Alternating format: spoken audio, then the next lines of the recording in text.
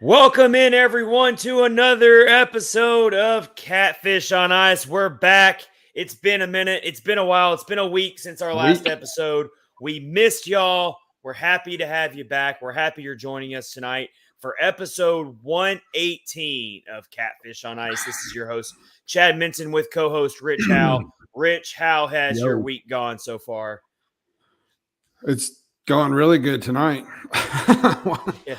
Watching this team that looks 100% different than the past few games, but yeah, they've definitely opened up this game on a mission. They've been playing very well, but I did not like the way that second period ended at all. No, I didn't like it. No, that's ugly. Lots of penalties handed out tonight. Plenty. A 5-on-3 is not a good way to end the period, and they paid for it. So, but they actually got. I think we came out of that fortunate that it's not 4-3. No, absolutely. The after the 5-on-3 goal for the Minnesota Wild, they still had over a minute left of more power play time with a really gassed Predators team. So I'm actually feeling very lucky we came out of that only giving up one goal. Lindsay's here. She says, "Hey, I'm back. I've missed you What's guys." up, Lindsay? We have not seen you in a while on the episode. We're very happy to have you tonight. Hope everything's going well. Me and Lindsay are playing in the fantasy Catfish on Ice fantasy hockey playoffs right now. So I don't know, Lindsay. Like, I might have to temporarily, we're always going to be friends, and I love you to death, but we might have to, put it on hold for just temporarily for these playoffs here. But either way, we're happy to have you in the episode tonight, Lindsay. Absolutely. All right, so the Preds are taking on the Minnesota Wild. We're in the second intermission. This game has had, let me do the quick math here, a combined 58 penalty minutes between the two teams, Rich. I think they said Borowiecki played a minute and 24 seconds on the ice in the whole. Yeah, he had I think he had two fighting majors in the first period alone. He did. Lots of bloody faces and all sorts of stuff going on. They showed Borowiecki in the penalty box during his second stint in the box, and he was kind of laughing and cutting up and joking around. And I'm like, what's this guy doing? Like, does he just like hanging out in there? Like, is that just his safe space? I don't know. I think he's just impervious to pain. Let me say something, though.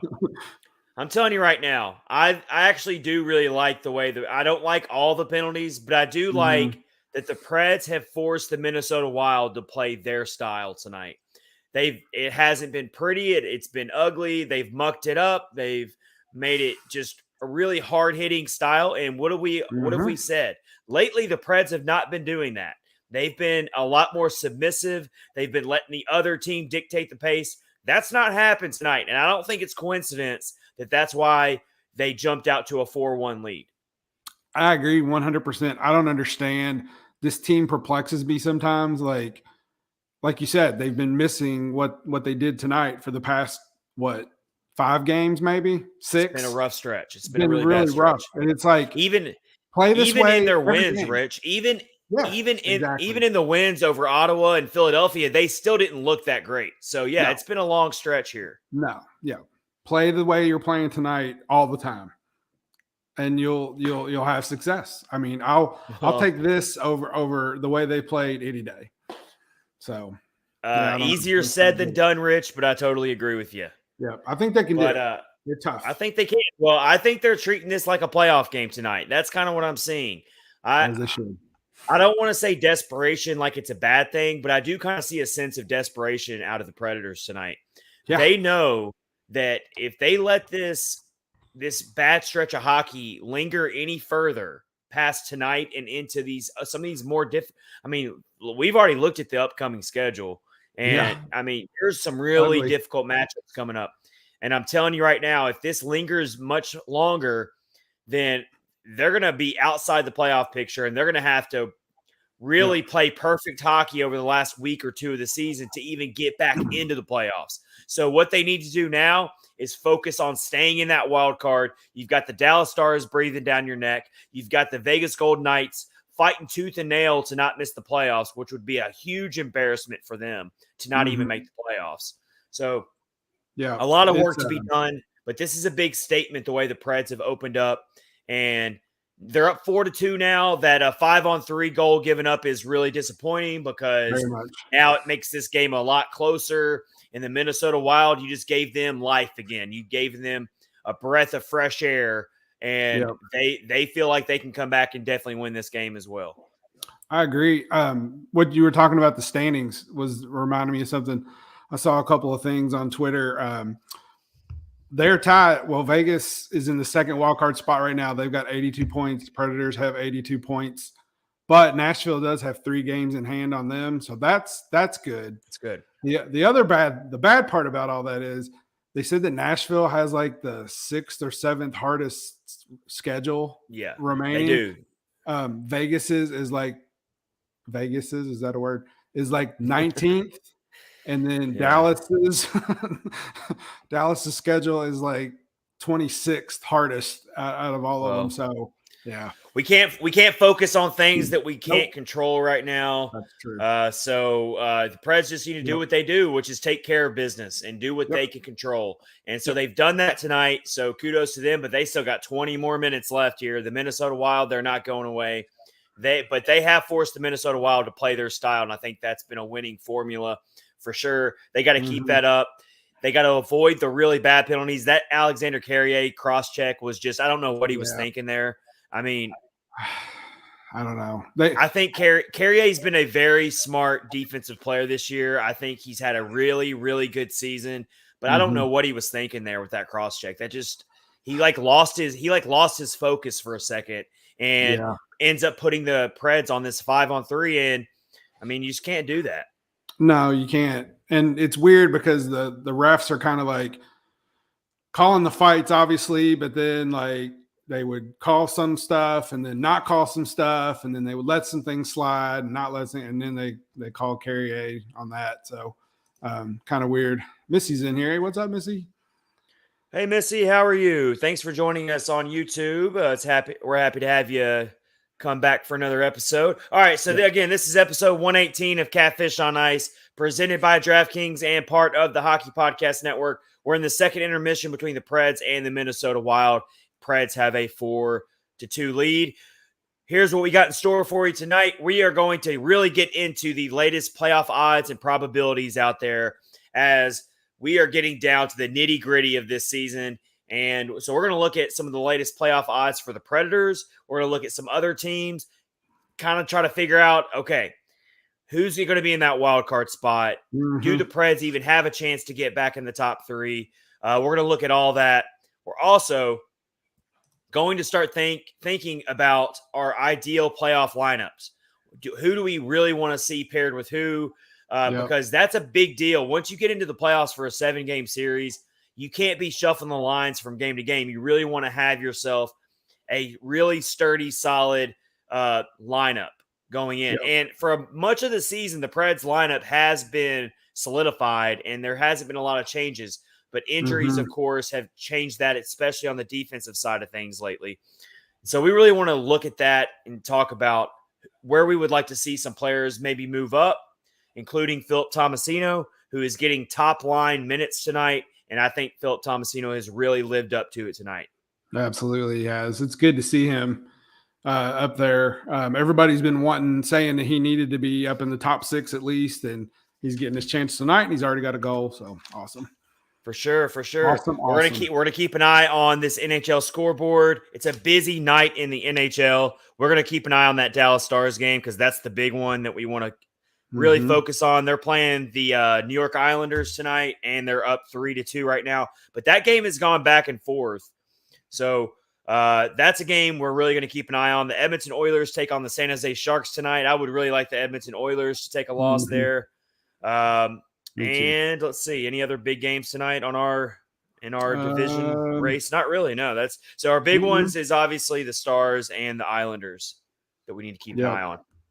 Yep. Right now, so Stars are up 3-2. We will be sure to keep an eye on that. We're also going to do our Clutch Performers of the Week.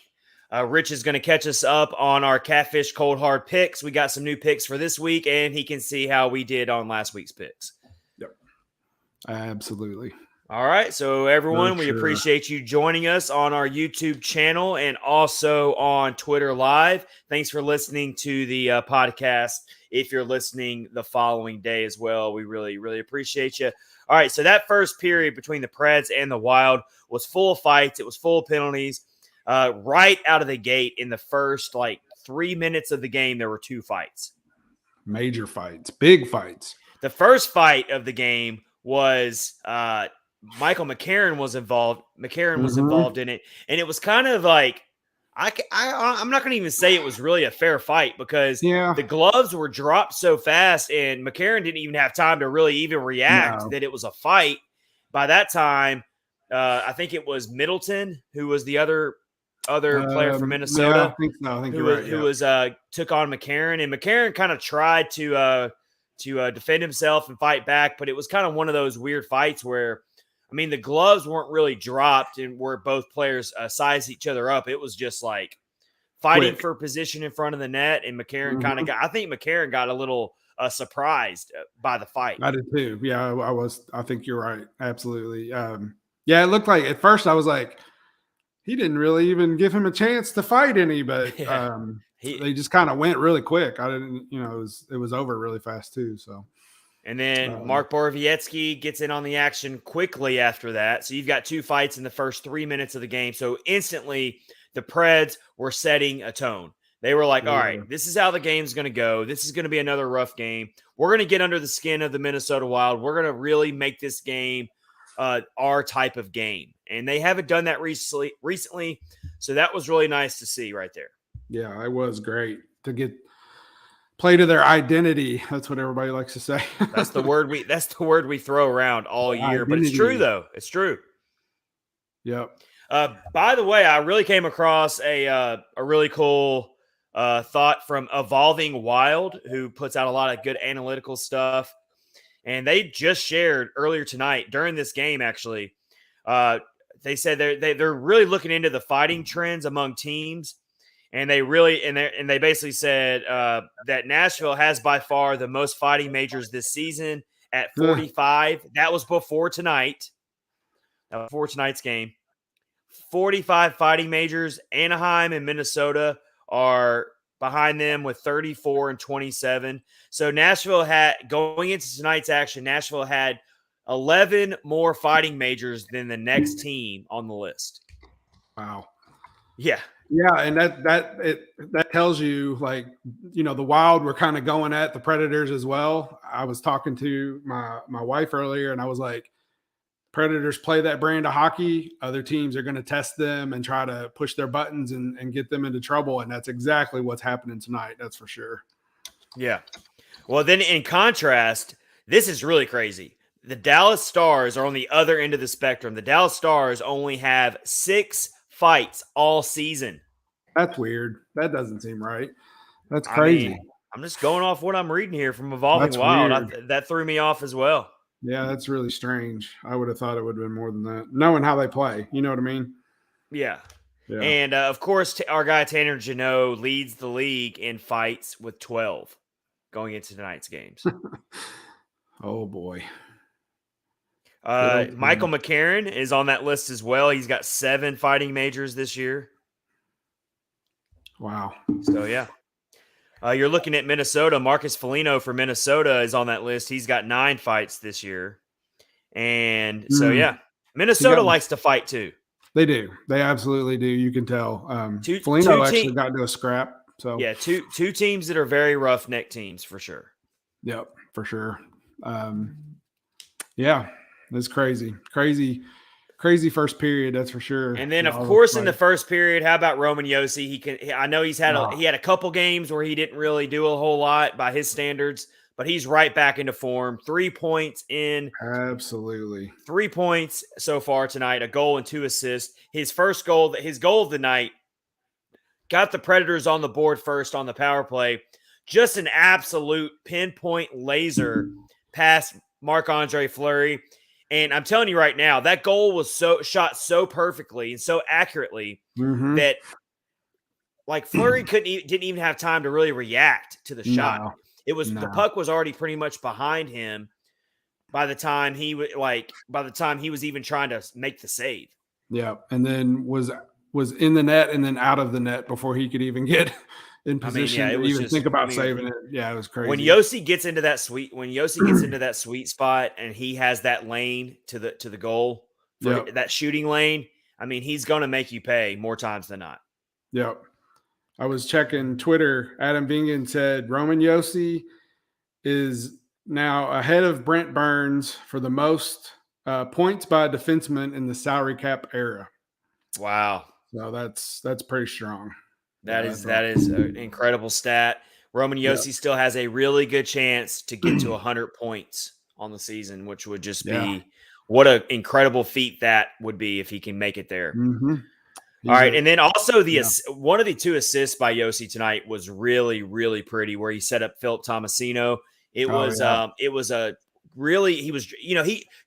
draws so much attention from the defense. Everyone wants to suck in on him, and they can't focus on other players, and so that leaves players like Tomasino open. He did a backhand feed to Tomasino, and Tomasino with a very accurate shot to get the Preds on the board again. Preds are at 3 power play goals tonight already. Yeah, that one where they the tic-tac pass that Johansen got. Oh my gosh, man, that's like perfect hockey you love to see. Yeah, Ryan Johansen has 2 goals on the night. Johansen has looked really strong. Johansen's bread and butter is being there near the net, right in the net front. He looks for those rebounds. He looks for those deflection goals. He looks for areas where he can set up his teammates. But in that instant, that's how he scores his goals. That's his best spot to score goals. Yeah, and he made them pay. That's for sure. He's playing really well. It's good to see him kind of get back in there too. Been really pleased with what I'm seeing from Philip Tomasino tonight. That was something I had circled going into the game, was seeing Tomasino on the top line. And he has really, really lived up to it. And a lot of people have been begging for this all season. Can we please get Philip Tomasino off the 4th line? Can we please let Tomasino play with more offensively talented line mates so that he can really flourish? And we've seen that tonight. Absolutely. Yeah. And it's like exactly like you said, all season, everybody's been saying he cannot be on that 4th line, and he's moved around some here and there, but not consistently very much at all. And then tonight, just up there, gets a goal. It's good to see. Hopefully that's a kickstart to some secondary scoring that they desperately need. So yes, for sure. Oh yeah, because you've got Eeli Tolvanen's out of the game. Didn't make the game. He's injured. So that kind of came up out of nowhere, coming up before the game started, and him popping up on the injury report, and so that kind of had to force John Hines to shuffle the lines a little bit. So I think good choice by John Hines to put Tomasino in that top line role. Yeah, it's paying off. That's for sure. I love it. And I do got to give a lot of credit to John Hines. He's really done a good job managing this lineup this season. He hasn't tinkered with it too much, but when he has had to, due to injuries and stuff like that, I think he's done a really good job putting the pieces in the right places. And of course, the Tomasino decision tonight's looking like a really good one. It does, yeah. And I like putting Duchene and Granlund back together too. It seemed like Granlund's been struggling a little bit. Hasn't been as I don't know, not dominant, just in plays much like he had been. So hopefully, him and Duchene can get something going as well. So for sure. All right, we're underway here in the 3rd period. The Preds do manage to get out of the rest of that power play without giving up a second goal. So that's good. I was really worried that the Minnesota Wild were going to score 2 goals in that 5-on-3 situation. And so the fact they only gave up 1, they still got the 2-goal cushion as we're underway in the 3rd period. We'll continue to watch this game with our listeners and our viewers as we roll through episode 118. Absolutely. There's really only been one, other than the Carrier penalty, the cross check, which I just thought he lost focus there. The only really big laps I've seen tonight out of this team where I was just like, what were you doing here? Was Matthias Ekholm on the first goal by the Minnesota Wild. He kind of made a really sloppy, just ugly pass to try to get it out of the zone. Yep. It ends up being a giveaway. And then he's very, very late to react to the defense of the net. And Zuccarello just beats Saros completely.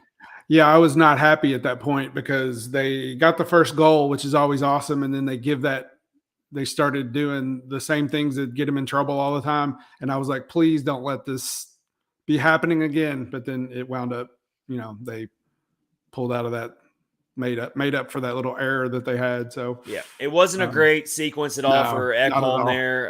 Ekholm probably definitely wants that back. You don't see Ekholm do that very often, but he kind of like had a brain cramp in that moment there. So the Preds have now outscored the Minnesota Wild 15-6 through the 2+ games, including tonight's game this season. 15-6. Wow.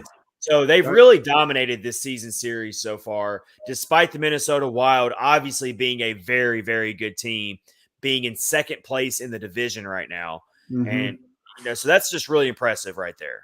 That the Preds have somehow matched up very, very well against this Minnesota Wild team. Mike Twitter's on here. What's up, Mike Twitter? He said, my Twitter feed was full of tweets of almost every Preds-related account I follow bashing Ekholm. It was, he kind of deserved it. Let's be honest there, Mike Twitter. He definitely deserved it. Ekholm definitely deserved it. That was a huge brain cramp on his part. And, hey, we all have them. I mean, I think Ekholm's play has definitely gotten a lot better as the season's gone on. But yeah, I guarantee you Ekholm wants that whole situation back. But you know what? Other than that, this has been a really strong team game from the Preds so far. Yeah. Obviously, there's still 16+ minutes left in the third period. A lot can change. But they've really had some strong passing tonight. I've loved their passing. They've all been on the same page. I've loved their intensity and their aggression. They didn't come out flat-footed at all. They came out ready to play. They played with a sense of urgency, a sense of desperation, and it's paid off. It got them out to that 4-1 lead. It has. Yeah, it's like night and day. They just flipped a switch, and they're playing so much better. Like, this is how they have to play every night from here on out. I mean, do. That's going to be the only way it's going to get done. And why they can't do that against, like, the mediocre teams of the league, I don't know. I mean, if I had any more hair to lose, Rich, then I would. I know, right? If I had any more to lose, then I would lose it over thinking about it. But I don't. Same. I'm in the same boat. But also, historically speaking, the Preds have really owned this series between the Wild. They've won 9 of the last 10 versus Minnesota.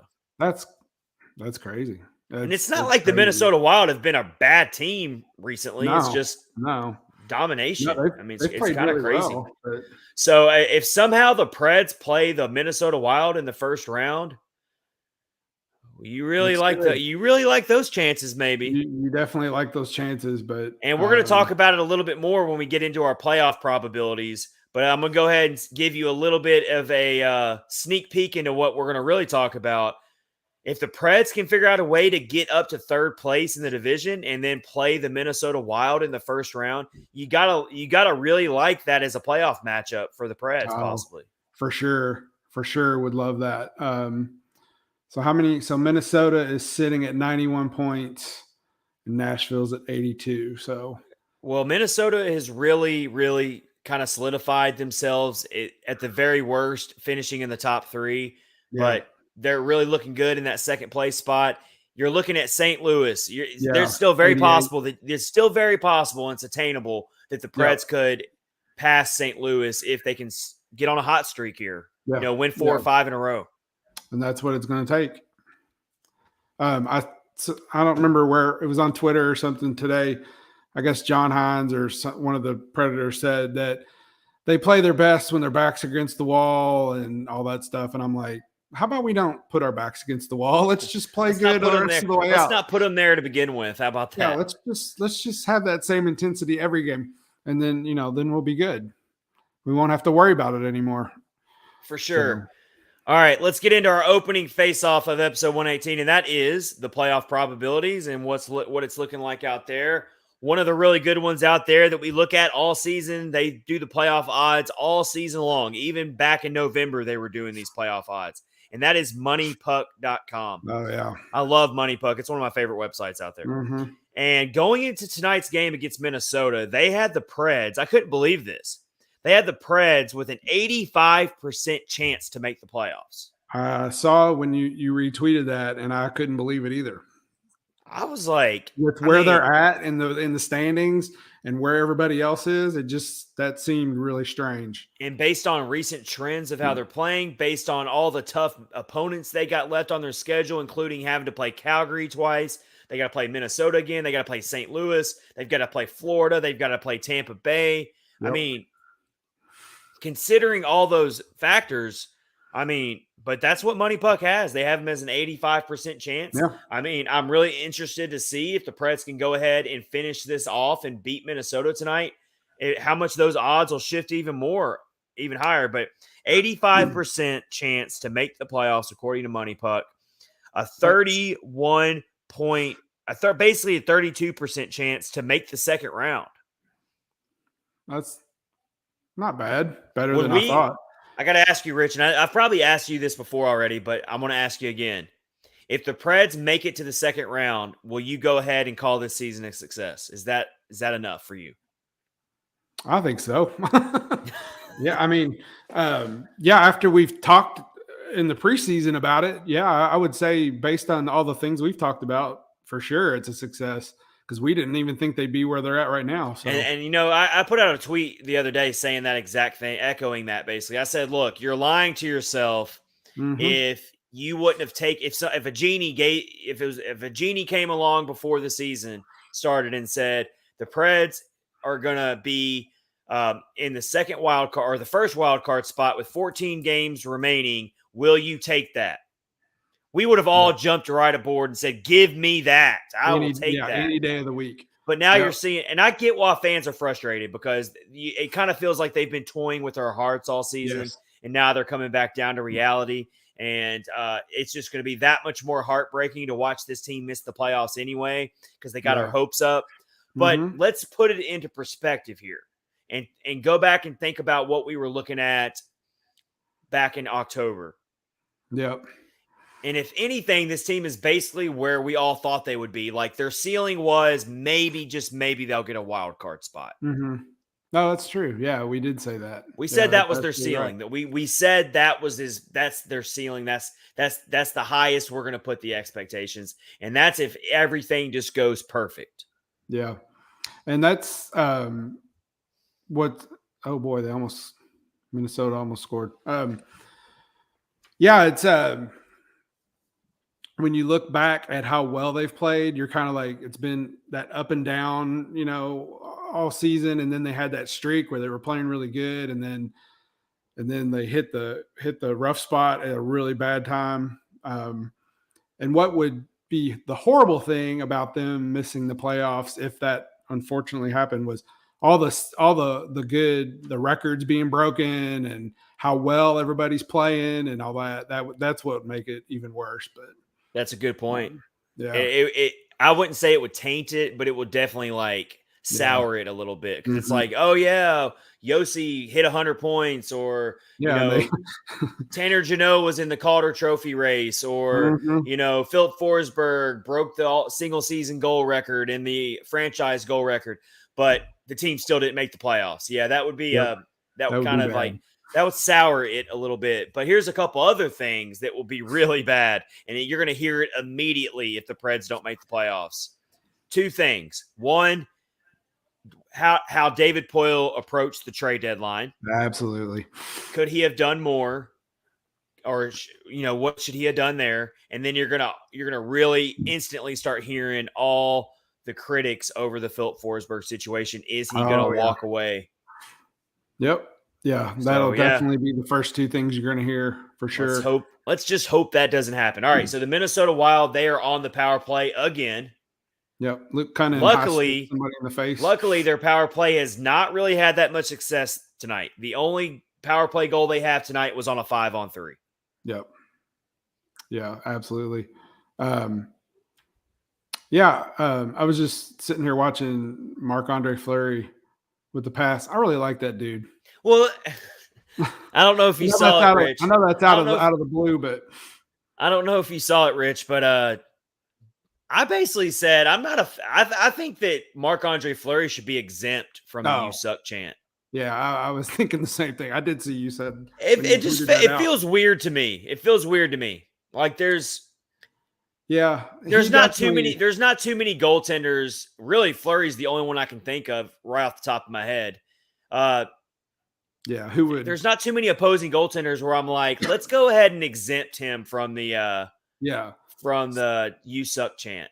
People that would deserve that honor of being exempt or whatever. But yeah, that ain't gonna happen, unfortunately. I mean, it didn't sound. The "You Suck" chant didn't sound as vicious as it normally sounds, though. I feel like there were maybe some fans in the stands tonight who agreed with me, and they're like, you know what? I'm not gonna. Here's one that does not agree with you, Mike Twitter. Oh, shocker! Come on! And then he said he's a Penguin, and here you go. He has our ring. I know, but I just can't help it. He's so likable. Nice guy. Yeah, he's very likable. Unlike some other people on the Wild, but yeah. All right. Oh, well. Fair enough. Mike Twitter, he rests his case. And he just had to bring up the 2017 Cup final, didn't he? Yeah. He just had to do that. Yep. Definitely. All right. Going back to these playoff odds, really Money Puck here seems to be leaning towards Dallas and Nashville being the two wildcard teams based on their playoff odds. I can see that. Because they give Dallas a 75% chance to make the playoffs. They give the Preds an 85% chance. And then you look at Vegas. Vegas, they only give a 54% chance to make the playoffs. Yeah. I know they're struggling. And then, like I said earlier, they do have those 3 games in hand over. Which I'm sure that really has a big factor into these odds is those 3 games in hand. Yeah, for sure. So. Except your schedule is not good, but you're looking at Minnesota. They've got basically 100% chance. You look at St. Louis, they basically have 100% chance to make the playoffs at this point. So it really comes down to a 3-team race for that wild card spot. Dallas for 2 wild card spots. Dallas, Vegas, Nashville. Yep, for sure. Yeah, I wish they would have had some points off those bad losses they had, especially against Buffalo or whatnot.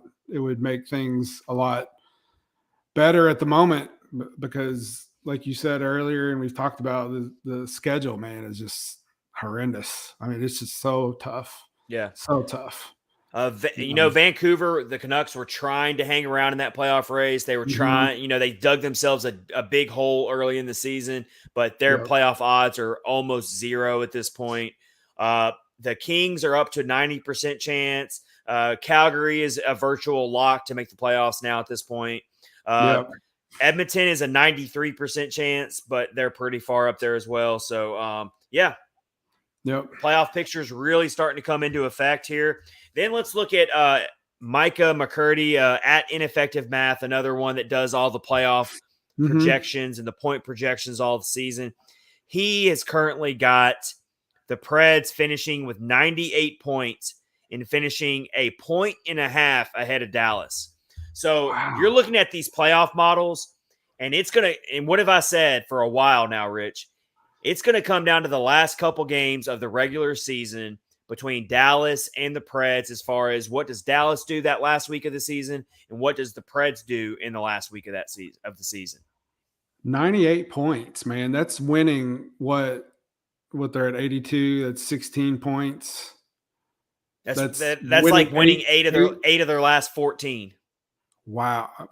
That's 8-6. I mean, that's 8-6 record. That's not really that. Yeah, but you look at who they're playing. That's what I'm looking at. That's true. That's tough. But gosh, I think if they can do what they're doing right now, I think they'll be good. But they're going to have to steal some games from some of those big teams. So yeah. Whereas at Ineffective Math has the Vegas Golden Knights coming up with 95 points. So in this projection as well, Wow. They're favoring Nashville and Dallas to be the 2 wild card teams.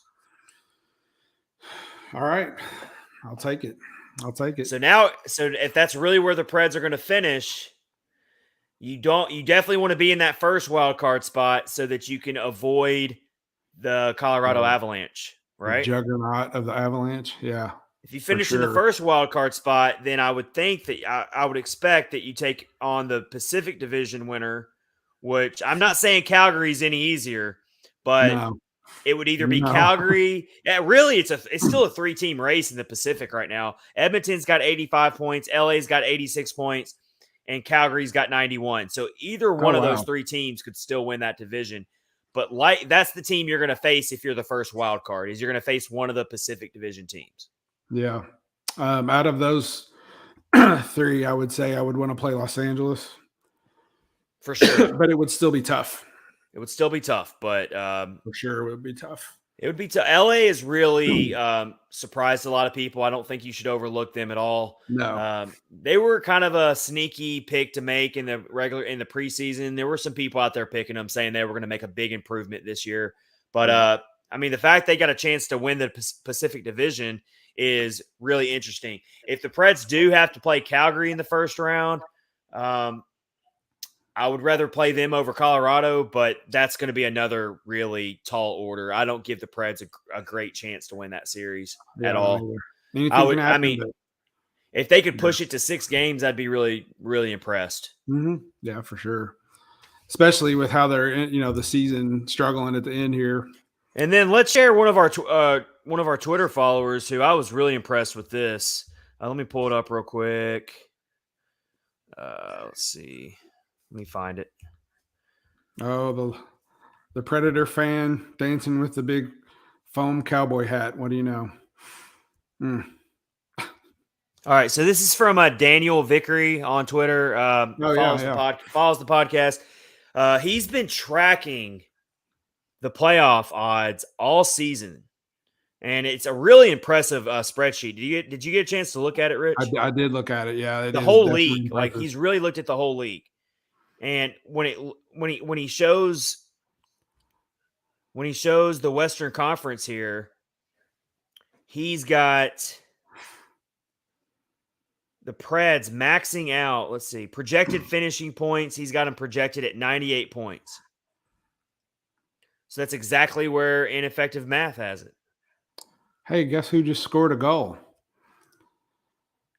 I'm pretty sure if Mike Twitter said bang, then the Preds just scored a goal. Yep. Matt Duchene. Awesome. Man, all right. This chart that Daniel came up with is good stuff. I retweeted it on my account. It's very detailed. I mean, this is like a lot of math involved. Well done, Daniel. It's good stuff. Really, really liked looking at it. Everyone go take a look at it. Like I said, I retweeted it on my account. Go look at it. It's good stuff. Matt Duchene just said, let's fire, truck, and go. Love it. So the Preds are now up, 5-2 now? That's what he said. Yeah. Duchene just, went top shelf as the hockey speak goes. It was pretty good. It was a good goal. Yeah, so Daniel's chart here was based on strength of schedule remaining, which is what a lot of the playoff models do as well. And so just really good stuff there. Yeah, I looked at it, and it's amazing that someone can track all that stuff and the math and blah, blah, blah. It's just way above my and Daniel highlights here that Nashville and Edmonton have the 2 most difficult remaining schedules. Mm-hmm. So what was that? We'll keep an eye on it. Okay. So I'm watching this on Hulu right now, and I am way behind because I just now saw the Matt Duchene goal. Oh, it was a good goal. It was awesome. 5-2, man. I really like it when Matt Duchene looks angry and ticked off. Like that's my favorite Matt Duchene. Yep. I mean, what a shot. Yep. He was on the camera and he said, let's flip and go. I do gotta say that Fleury got surprised by that one a little bit. I don't think Fleury saw that coming. He didn't, but it was like top shelf right in the corner, man. It was awesome. Duchene looks so angry. Like you could tell he is just like, yeah, that's good. We want him angry. That's 36 goals now in the season for Matt Duchene. So his comeback season continues. Yep. Mike Twitter said refresh your Hulu. That was like 4 minutes ago. Well, I don't know what are you guys watching it on? I'm on Hulu here. I'm watching it on ESPN. All right, well, on the ESPN Plus. On the ESPN Plus, yeah. Okay. Yep. All right, fair enough. All right, so those are the playoff odds right there, the latest playoff probabilities. Let us know if you're watching or listening right now on YouTube or Twitter. Who would you prefer to play in the first round? Which team do you think the Preds would have the best chance to face? For sure. Let us know. Drop a comment in the section there, and we will discuss it. Good stuff there as we're getting closer and closer to the playoffs. Again, we are presented by DraftKings. This is episode 118 of Catfish on Ice with your host, Chad Minton, and co-host Rich Howe. Very happy to be back on the podcast after taking a week off. Selling a house is stressful, Rich. I know it. I absolutely know it. It's not fun. Especially in the Nashville market. I mean, like, my phone was going off nonstop.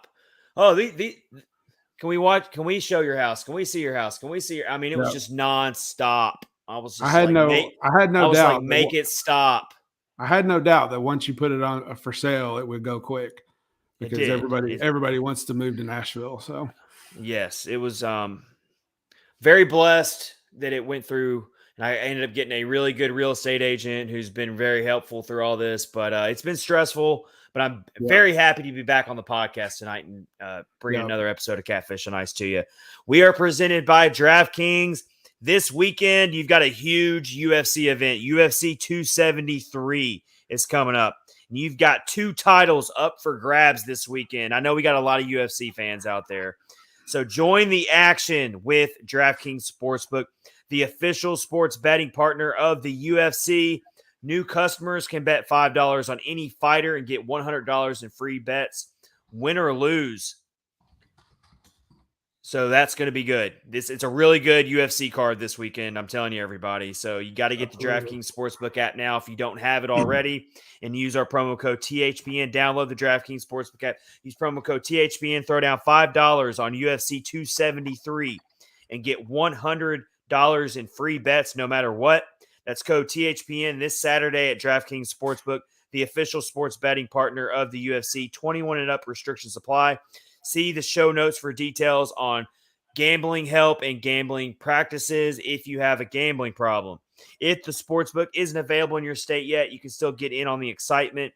You can play for your share of millions in prizes with daily fantasy MMA contests.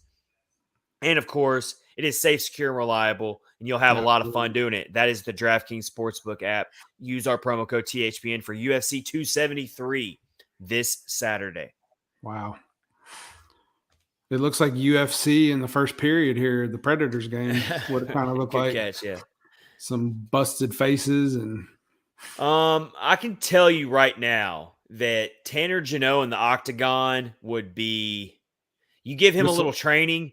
You give him a little absolutely. If he got some formal training, give him a little jiu-jitsu training, give him a little wrestling training. Muay Thai. I'm sure he's already got the boxing intangibles. But if you round out his MMA, Tanner Jeannot, he'd be a hoss. Yeah. I think Borowiecki probably could a little bit too. He's I've seen some videos of him training at home, like on a big like a punching bag thing. Yeah, he's a brute, and he was like doing leg kicks to it, and I don't know. If we're talking about the best teams in the NHL that would make a good UFC team, come on now, It's the Preds. We know that. Oh yeah, for sure. All right, let's move on. We're doing all this playoff talk tonight. So let's go ahead, and we're really starting to see this Preds lineup come into form here. It's been really solidified. It's not been like previous seasons where every game you didn't even know what the top line was going to look like. Like, I do not miss those times at all. This season, it's been very, very solidified. The fourth line is really the only line where you've seen some changes, and that's normal. Every team goes through that with their fourth line. But your top three lines have been set all season. But now we really want to start talking about what type of playoff lineup do we want to see rolled out for a 7-game series. And that's really important. John Hynes has to get that right because that can make all the difference in a first-round exit or getting to the second round. For sure. Yeah, he has it's a very important task right now because what do you do? Like I would say, like Ellie Tovanen is a wild card for the team. Like you don't know what he's going to do. Like he's been struggling. He had done a little bit better. It seemed like he was on the upswing, but then not again. I like the lines that they have out there today is working pretty good. Philip Tomasino up on the first line is kind of some big minutes for a youngster going into the playoffs. So let's talk about Tomasino. Do you have enough confidence in Tomasino at this point, Rich, to where if they put him on the top line in a pressure playoff series situation, do you think that he's ready for that type of a pressure moment in the playoffs? I think he is personally. I think he could. He definitely could be. He's going to have to be. It looks like. I mean, if you look at what's going on, he's going to be up there, or Tolvanen will. It'll be him or Tolvanen. Yeah, unless they're going to. Yeah, I don't know. I'm actually starting to think that Tolvanen, because I don't think Tolvanen's been a complete disappointment this season. The points haven't been there necessarily. The goals haven't been there, but he's got a rounded out game. I mean, he's played a very physical type of game this year. He's really, really improved on his defensive metrics. Yep. So I think Tolvanen can give you a lot of value on the fourth line. And I know that's going to rub some people the wrong way. I'm not even totally against moving Luke Cunnin down to the bottom six. I'm not either. He struggled as well. Maybe try Tolvanen on the second line, and Tomasino out there. So you could go on the second line if you really wanted to make a bold statement. I really don't think Hynes is going to do this. No, but if you really wanted to make a bold statement, you could go second line of Granlund, Duchene, Tolvanen. Yeah, and I actually really like that line. I mean, I really do. Yeah. It sounds familiar. Maybe they've done that a little bit at one point. Yeah, they've done it before. Yeah. They've done it before. So, those three players have some past experience playing with each other on the same line. And then you obviously, if you're really going to go all in and you're going to put Tomasino on the top line, I mean, I'm not totally against it. I'm really not. No. And then you don't touch the Herd line at all. Nope. You'd be foolish to touch the Herd line. And then keep them as your third line. That's your bread and butter. You know what you're going to get out of them. They are your team. They start every game. They started tonight's game on the ice because you want to have those tone setters out there, and that's what they are. They're tone setters. Yep, absolutely. Yeah, don't mess with those guys. And then, if you can get the fourth line, some production out of those guys that have struggled a little bit. Michael McCarron's had some goals though. So Luke, you can awesome. go a Luke Cunnin, Michael McCarron, Cousins. Fourth line with Cousins. Yep. Yeah, I mean, I think that would work. Yeah, and then so Matt Luff's out there tonight, but I don't think he's a playoff starter. He's definitely a rotational type of player. Yeah, I agree with that 100%. For sure. All right, well, let's look at the defensive pairings, which is obviously the big sore spot with this team. Really happy to have Dante Fabro back. I'll tell you that, though. Oh, yeah. This team really sorely missed him. For sure. Him and then Borowiecki, getting him back. Matt Benning is still out. How much did we really get Mark Borowiecki back? He's been in the penalty box the whole night. That's true. He has. He's been hanging out in the penalty box the whole time. But I agree though. So that brings up a good talking point is who do you put in on the third pairing? Do you do? Well, I think we're uh, finally past Ben Harper. We are past Ben Harper. I think for we sure. finally shook that. We finally shook that. Whether you want to call it a stomach bug or whatever you want to call it, I think we finally shook it for sure. I think if it came down to it, I bet you're going to see like Lazan and Borowiecki. Maybe you're going to see what you're seeing tonight. Yeah, I bet Matt Benning is going to be your man out. Unfortunately, he's your healthy scratch. Yeah, I would say so because I think they're all in on Lazan. He kind of gives them. He's like a little bit of an upgrade to Benning. I know you hate hearing this, but they better be all in on him because they gave up a second-round pick, Rich. And I know you hate it when people bring that up, but it's true. They sure did. They absolutely did. You think fans are angry? A tick better. So, Rich, you think fans are angry now about giving up a second-round pick? They're really going to be angry if Lazan doesn't even start in the playoffs for a second-round pick. Yep. Mike Twitter, I don't know who it is though. Mike Twitter says, "Bang! I guess I've caught up on the Hulu stream because I don't have another Preds." It was Ryan Johansen. He got a hat trick. They said that's his first hat trick ever, which is really surprising. That's amazing. As long as Ryan Johansen's been around, that he's never had a hat trick. That is crazy. Good for him. Although I will say Johansen's never been a big elite goal scorer as it is, but you would have thought at some point he would have had a hat trick by now. That's interesting. Absolutely. So that's the second time this season, if this whole final score holds up. This is going to be the second time this season that the Preds have beaten the Minnesota Wild 6-2. Wow. So if the season ended today, first round matchups, they're just sharing it right here on screen. Calgary and Nashville would face off. It would be Vegas versus Colorado, Minnesota versus St. Louis, Edmonton versus Los Angeles. That would be your Western Conference playoff bracket. Your Eastern Conference is just murderer's row. My gosh. The Eastern Conference bracket is just going to be insane, dude. I am going to say the Stanley Cup winner is going to be an East Coast team. Good luck picking any of those playoff series in the Eastern Conference first round. Sure. Close your eyes and just throw a dart at the board because I'm telling you, every one of those playoff series has the potential to go 7 games. Absolutely. Whereas the Western Conference, I feel like it's a lot more top heavy. Yeah, I agree. It is. It's going to be tough. All right, so let's talk about Jeremy Davies because I know everyone's really high on him. They like his future. A lot of people expect him to be a full-time starter next season, going into the season next season. But as of now, do we feel comfortable with him getting playoff minutes?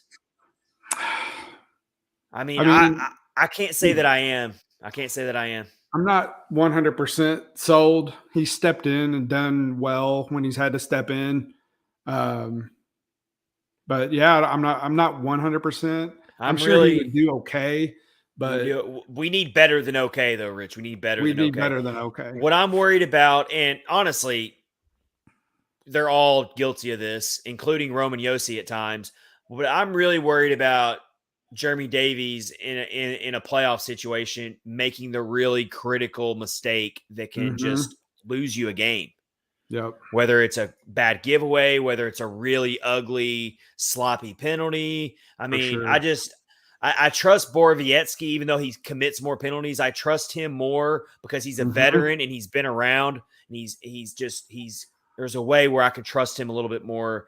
Then I don't know if Jeremy Davies is quite there yet as far as thrusting him in to a playoff situation. I agree 100%. I mean, even I trust obviously Matt Benning in that situation more than I would Davies. See, I don't know if I can get on the same board with that. Like, I'm almost thinking that I'm okay with Jeremy Davies being a rotation, like a scratch, like he's on the playoff roster. But as far as, I don't know if I would start him in game 1. Yeah. Over Mark Borowiecki. No, definitely not. No, I would keep Borowiecki in there for sure. Really, I think what it'll come down to is going to be Lazan and Borbieski, I would say. That's going to be your It main seems that third way. pair. Yeah, for It would sure. seem that way. Feel Like I bad for said, Matt Bain. I don't think you go out and get Jeremy Lazan for a second round pick and then just not start him in the No. playoffs. That would be a very odd decision to make. Yeah. So when they do that, I would say that's definitely Matt Benning's probably not going to be on the team next season, unfortunately. Because I like him as a player, but they kind of got a little bit of an upgrade with Lazan. So for sure. All right, Rich, let's get to our next segment. Let's get everyone caught up on our Catfish Cold Hard picks. How did we do last week? And let's tell everyone what our picks are going to be this week. So last Tuesday, our last episode, a week from last week, we did our Catfish Cold Hard picks. Rich, how about you catch everyone up on how we did? Last week, I did horrible. I won absolutely no games at all. I had Bruins. I picked the Bruins to win, Penguins and Flames. None of them won. And you picked the Kings, the Blues, and the Flames, and the Blues won. So you got a point. And I got no points. So what's the tally right now? So 3-2 me. But this week, you picked the Senators over the Canadiens. Guess what? Senators won. So there's a point for you. You picked the Blue Jackets over the Flyers. Blue Jackets won, so that's 2 for you. Coming back. And then you got Lightning over the Capitals. I'm not sure when that game even is. That's on Wednesday night. Wednesday night. Okay. So then I picked the Leafs over the Panthers, and the Leafs were winning the majority of the game, and the Panthers won. And then I picked the Penguins over the Avalanche, and the Avalanche beat the Penguins. So that's a big fat nothing there. And then I picked Predators over the Wild. So I got so 1 you got point. one. I got right, one. So you potentially could have 3. That was a bold pick for you to take Penguins over the Avalanche there. I thought they could do it. That was a really bold pick. Yeah. I'm proud of my Blue Jackets over Flyers pick because that was a tough one to pick. It is. It truthfully is. Yeah. Senators over Canadians. I took the Senators because I really feel like the Senators have been playing a lot better lately. They're salvaging their season, even though their season's been over for a while. I think they're starting to show that they've got a bright future ahead of them. They're a good young team. That's the next team on the schedule for the Predators. Yep. That was my picks. But Rich, we're both struggling with our cold hard picks this year. So not very good at it. But yeah, it's fun though. Still, it is fun. It's good. All right. It's going to be really tough to do our clutch performers of the week, isn't it? Yes. But Rich, I'm going to let you use this game we just watched as part of it because we cannot just go off of the Buffalo Sabres game. That was the only game that happened since our last episode. So it's impossible for us to do clutch performers of the week on that one lousy game against the Buffalo Sabres. I refuse to do it. Mine are probably all screwed up then because I thought there was 2 games since we last did this. Did you pick the Ottawa Senators game from last week too? Maybe. Yeah, I think I did. Well, that's fine. I'll allow it. I'll allow it. Right. I'll allow it. I will allow it. All right, Rich, give me your top 3 clutch performers. Start with number 3. Work your way down to number 1. But I can use tonight now? If you want. I'm not going to do that because I would. I mean, it's obviously going to be like Roman Yossi and Johansen and Saros. He played real too. So if we go off just the last 2 games, it was very hard to pick these people. It was tough. So number 3 is going to be, and this is so bad. So against Ottawa, Matthias Ekholm actually had 3 assists. So that's pretty good. That's good for him. Like he's really struggled. Then he had nothing in the game against Buffalo. So that's why it's hard to pick.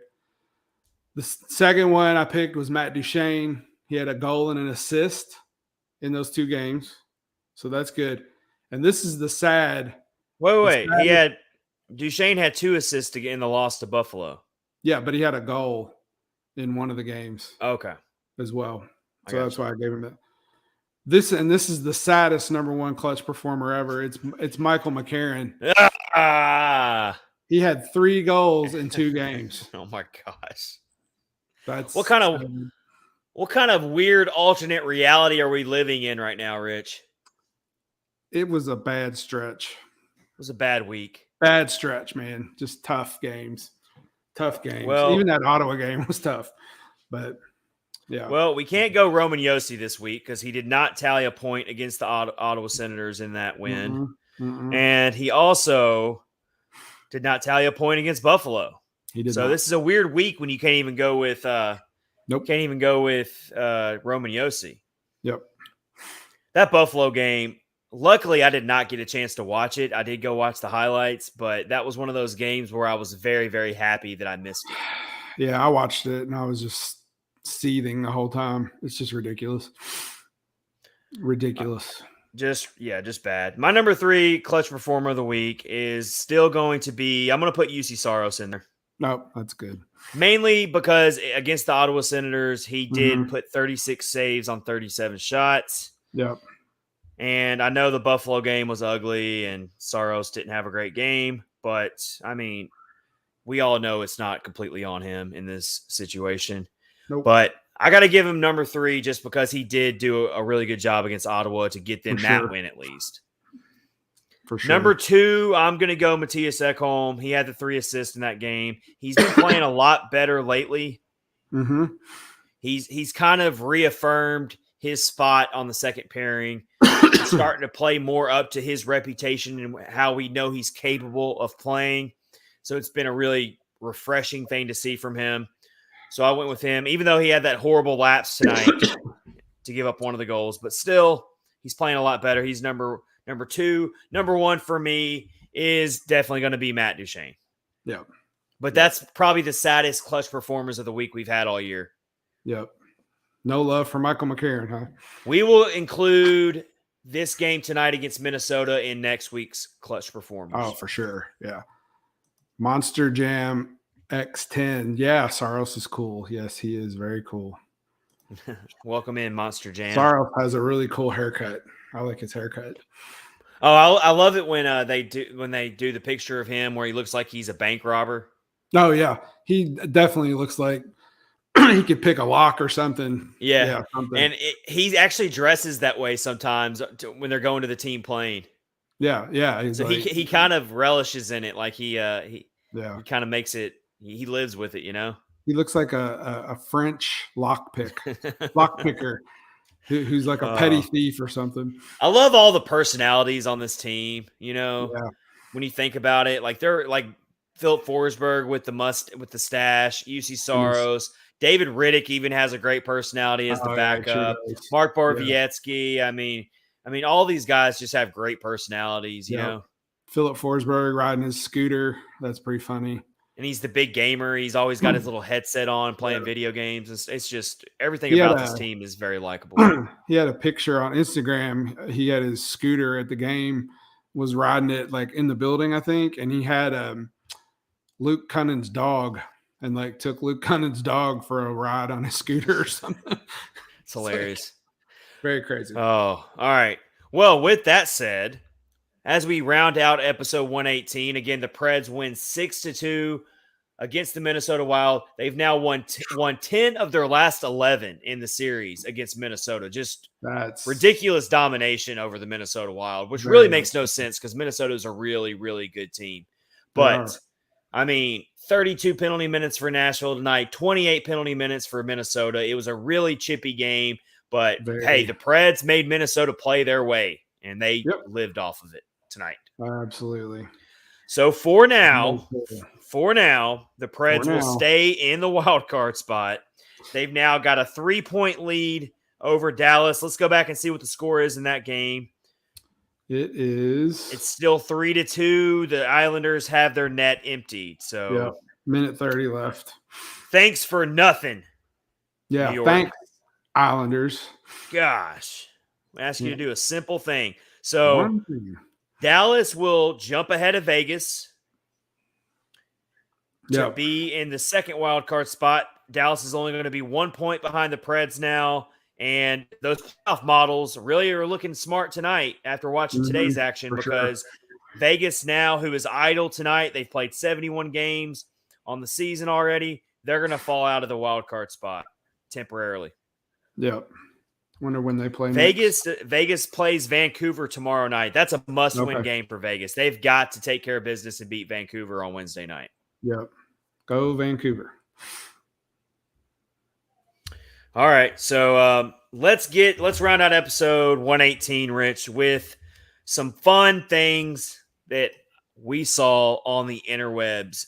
We're going to return back to this segment because I just love doing this segment because it ends every episode on a positive note, and you can't get enough of that in today's world right now. So here's a comment that I came across that was hilarious. And so I follow Uber Facts just because Uber Facts shares like the most random stuff, and it's just like always interesting. Yes. And so Uber Facts put out a tweet that said, "No one knows who named Earth." And I saw that. What I thought was hilarious was, and I screenshotted it and I shared it, was someone really smart and really cunning responded to that by saying, "My ex would know. She knows everything." I saw that as well. That was funny. That's good stuff right there. Thought that was hilarious. But Rich, do you know who named Earth? Is that something you would know? No. No, I have no clue. In the comments, people were trying to say it's derived from an early word that related to the ground or the dirt. And so it like evolved into the word Earth. That sounds right to me. But that sounds fine. I do know that all we got to do is ask this person's ex, and she would probably know. I just thought that was hilarious. I do know at one point all the continents were all together. So I knew that as well. Yeah, so I did know that part, but we do have that. That's all. All right, I've got another really funny one here. So, did you see this thing about Chuck E. Cheese? No. Oh, Chuck E. Cheese. Okay. There you go. Mike Chuck Twitter. That's it. Mike Twitter. Pangea. That's right. That's the. Yeah, when it was all one continent. Yep. All right, we're learning stuff here, folks. We're learning stuff on Catfish on Ice tonight. Getting a little knowledge in us there. All right. Absolutely. So this thing with Chuck E. Cheese was hilarious. So I guess this person on Twitter kept blowing up the DMs for Chuck E. Cheese, their official Twitter account. Kept like their verified Twitter account. Kept blowing it. I don't know if it was a joke or this person just kept DMing Chuck E. Cheese. And so Chuck E. Cheese DM'd this person back and said, "Hey, we recognize you are a big fan of Chuck E. Cheese. We love to see your excitement every day about Chuck himself. However, using Twitter's mention feature repeatedly has caused a lot of clutter and stress on the old mouse. We kindly ask that you refrain from doing this much anymore, but since you are such a big fan, we are willing to mail you your very own goodie bag full of Chuck E. Cheese's greatest prizes. If you could please put your parents on your computer, we will get things done for you. Thanks for being such a big fan of Chuck E. Cheese's." And so this person on Twitter quote tweeted this and said, "Well, my life is over." That's hilarious. Oh man. This is why this is so great that Twitter is free. Chuck E. Cheese, man, is rough. Well, I'm sure Chuck E. Cheese thought that this was like a little kid, like, you know, and I'm sure this person who was doing this as a joke was not a little kid. No, I just thought that was hilarious. No. Here you go. Missy looked it up on Google. It says Earth was taken from two words, the English word Eartha and German word Erde. Yes, that was the word I couldn't think of. Yeah, but I think it's derived from describing the ground. Perfect. So that makes total sense. Know. We are learning things tonight. So I found something cool, and I'm sure you saw this. It's actually hockey related. JG Pageau of the Islanders got a hat trick the other night. Did you see that? I did see it. Yeah. Did you see the guy in the stands threw the hat and Pageau caught it right on the end of his stick? Did you ever see that? I missed that part of it. So go check it out. Look for it. So this guy is in the stands and somebody actually shot the video from behind him. He just like flung the hat and it went like right on the end of Pageau's stick. Like just perfect. It was a perfect catch. So yeah, go check that out. It was really good. That's really cool. I will definitely check that out. I love that. That's really good stuff there. All right, so those are the fun things we saw on the interwebs. Share some of the good things you see on the interwebs. We want to spread positivity. We want to spread humor. We want to spread laughter. That's what we want to do when we end every episode. We have a guest announcement to give to you real quick before we let you go here for episode 118. We always love talking to the rival fan bases, to the rival writers that cover the other teams in our division. It's very well noted my disdain for the St. Louis Blues. But we are very lucky. We're going to be very welcoming. We are going to have a St. Louis Blues writer join us tomorrow. Blues Fans React is the Twitter handle. Contributor to St. Louis Game Time. Go check out their Twitter account at Blues Fan Reacts. They cover St. Louis Game Time for SB Nation.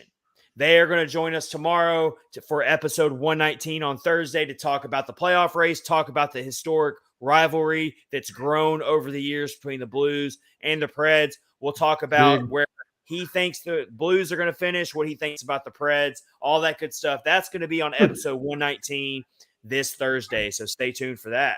I bet I know what he thinks about the Preds. I'm sure that he dislikes the Preds just as much as I dislike the St. Louis Blues, but it should be a really fun little get together. I always like to talk to the rival fan bases. For sure. Yeah, that's funny. Good stuff. All right, Rich, give me your final takeaway from this game. How are you feeling? Is your confidence restored a little bit, or are you still kind of a little worried going through here? It is. It's restored a little bit. Minnesota is a tough team, and I know that the Predators have their number and have had their number in the past matchups, but Minnesota is a really, really good team. So to see them beat them 6-2 and play the way they played, it's definitely helps. Now they just need to make sure that they carry that over and keep that up. So good stuff.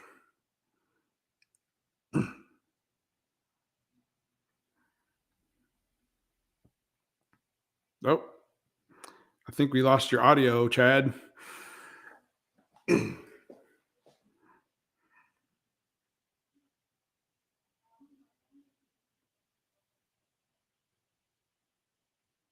you hear me?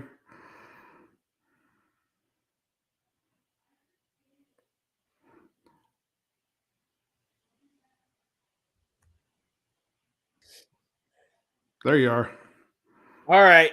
Technical difficulties as we wrap up episode 118. My mic got muted. Sorry about that. We're going to close out episode 18. I think that's our cue to leave, Rich. That's our cue to leave right there. We better go ahead and cut out while we can.